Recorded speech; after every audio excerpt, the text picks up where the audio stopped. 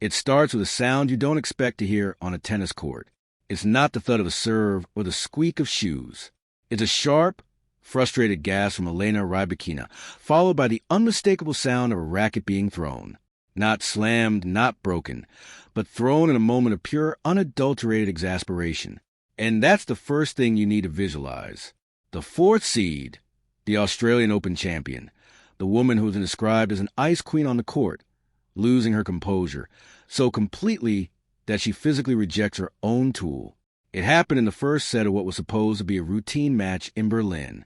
And the moment it did, the entire energy of the stadium shifted because everyone, including Elena herself, realized that the 23-year-old across the net wasn't just there to compete.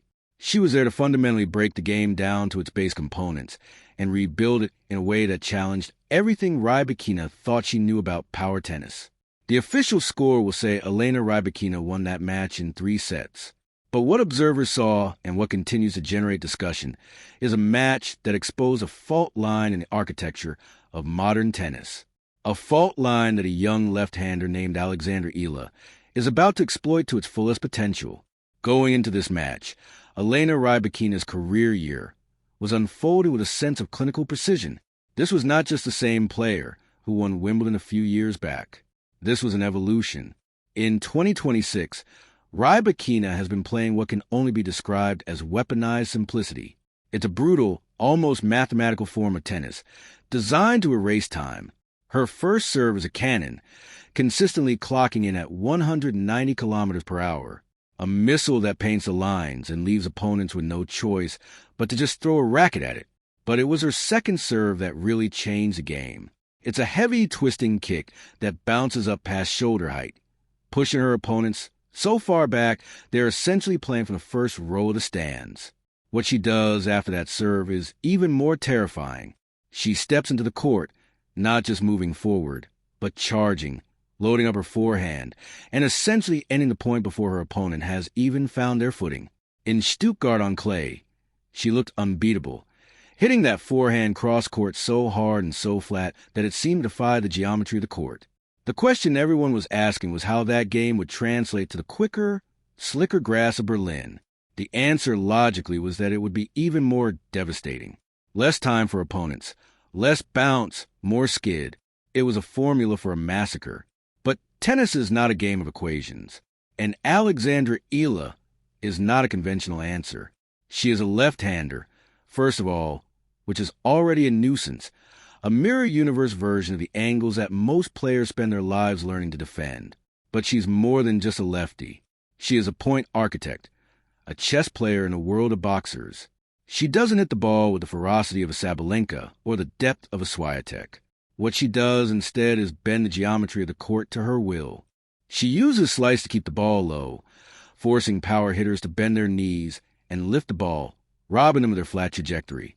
She hits short angles that pull you off the court, making you feel like you're running through a dream, your feet heavy, the court stretching out to an impossible width. And just when you think you've recovered, she fires a clean, accurate shot down the line behind you, forcing you to change direction and scramble back. It's a suffocating, relentless pattern that doesn't win a point with one clean winner, but rather with 1,000 paper cuts, a slow bleed of your energy and patience. She won the Birmingham Classic last week playing this exact game. She didn't blast players off the court. She methodically outmaneuvered them, and coming off that win with a taste of grass, still fresh and the belief in her patterns at an all-time high, she walked onto the court against Rybakina as a completely different player than the one who faced her in Rome a few months ago. The Filipino rising star trained at the Rafa Nadal Academy in Mallorca, where she developed not just technical skill, but mental structure. Players from that environment are taught how to absorb pressure, reset after every point, and stay locked in even when momentum starts slipping away. This foundation would prove critical in Berlin.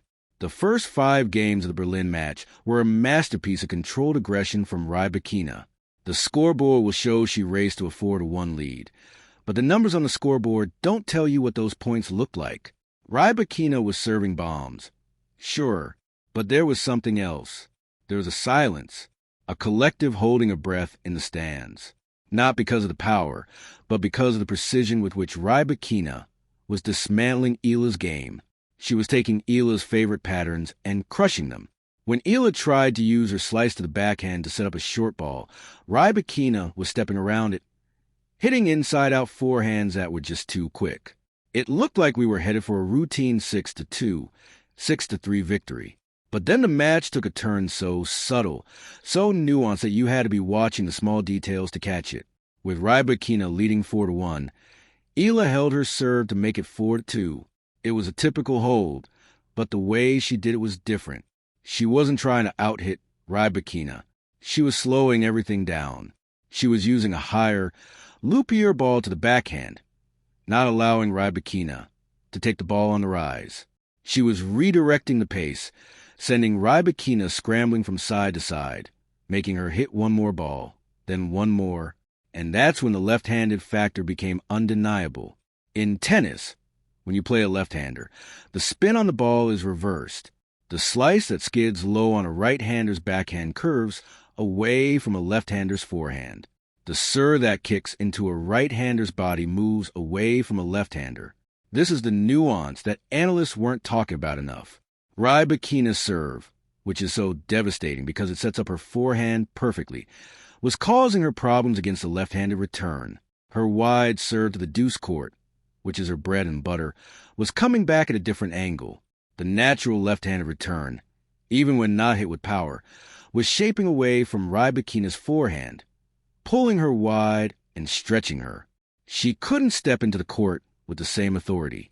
She was hitting from a slightly more defensive position, and her error count began to climb. It wasn't a failure of her serve. It was a failure of geometry. Eala didn't have to hit winners. She just had to hit the ball back to the right spot and let the physics do the rest. She was taking the weapon out of weaponized simplicity. And Rybakina started getting frustrated, not just being angry, but the kind of deep-seated frustration that comes when you are playing a puzzle you can't solve. She was getting the ball on her racket, but the court felt like it was in the wrong place. Every forehand she was used to hitting was missing by inches because she wasn't able to set up in her optimal position. Her coach was yelling from the stands trying to calm her down, but you could see it in her body language. The usually stoic Kazakh was shaking her head, muttering to herself. And then in the fifth game of the second set, after missing another forehand by a few centimeters, the racket went flying. It was a shocking release of tension, a primal scream of frustration that echoed around the quiet stadium. At that moment, Eala, who was on the other side of the net, didn't react. She didn't pump her fist or look at her box. She just walked to the other side of the court, bouncing the ball, waiting to receive the serve. That silence, that lack of reaction was even more disconcerting than the racket throw itself. It was the calm of a predator, watching its prey realize it's trapped. The second set was a tactical masterpiece. Eala won at 7-5, and the scoreline doesn't do justice to how thoroughly she outmaneuvered the Australian Open champion. She was a master at defusing the bomb. Rybakina's biggest weapon was her first strike, and Eala simply refused to let her have it. She was looping her returns back, keeping them deep to the middle of the court, taking away the angles, and forcing Rybakina to play an extra ball. Every time Rybakina tried to hit a winner, she found herself stretched, reaching, and missing by just enough to shake her confidence. There was a moment in the second set when Rybakina was serving to stay in the set 5-6 where the momentum shifted, so definitively observers could feel it in their seats. Eala hit a backhand slice that was so low, so skidding that it forced Rybakina to bend her knees and scoop the ball up. It was a perfect offensive shot, but what happened next was a real story. Rybakina's recovery shot was short, just a little short, and Eala, smelling blood, moved in. She didn't crush the ball. She just redirected it with a sharp, almost contemptuous flick of the wrist. A cross-court forehand that caught Rybakina completely off guard and hit the line at the intersection of the sideline and the net. It was the kind of shot that makes you rethink everything you know about the sport. It wasn't power. It was pure intent. Now here is where the narrative wants to write a simple story. Rybakina, the champion, found her resolve, raised her level, and won the third set 6-3. And yes, physically that is what happened, but what the match revealed is that the third set was not about Rybakina finding another gear. It was about her simply outlasting the problem. Eala, with her unorthodox style and her incredible defensive skills, had been forced to play so many long points to win the second set. She'd had to scramble, to slide, to change directions relentlessly. Her tank was not empty, but it was getting dangerously close to the red line. In the third set, the power of Rybakina's serve finally started to take its toll. Eala's legs, which had been the foundation of her entire game plan, were getting heavy. The looping return started to sit up just a little bit. The slice wasn't as low. The angles weren't as sharp. And Rybakina, who is a champion for a reason, started to hit through the court. She stopped trying to outsmart Eala and just out-hit her. She went back to the basics, but with a slight adjustment. Instead of trying to hit the perfect forehand from a set position, she just kept the ball deep with heavy topspin and waited for Eala to make the error.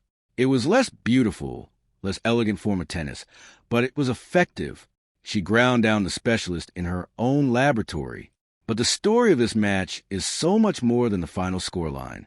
The story of this match is that Alex Eala, in a losing effort, revealed a blueprint. She showed the world that Elena Rybakina, the best power player on tour, is fundamentally troubled by the spin and geometry of a clever left-handed player. She showed that if you can survive the initial onslaught, if you can just keep the ball in play long enough to force her to hit that extra shot, her level can drop. She showed that composure is the greatest weapon, and she planted a seed of doubt, a deep, nagging uncertainty. She forced the world to ask a question they haven't had to ask in years. What if Rybakina's invincibility is an illusion built on opponents giving her the ball too quickly? What if the answer to her power isn't more power, but just less? Less speed, more spin, more weird angles. Think about the future. Think about a semifinal. Eala gets a chance to rest, to regroup. She knows the blueprint now. She knows exactly what she needs to do. Her shot selection will be even more precise. Her legs will be fresher. She'll have learned from the mistakes she made in the third set, where she tried to match power with power and lost her way.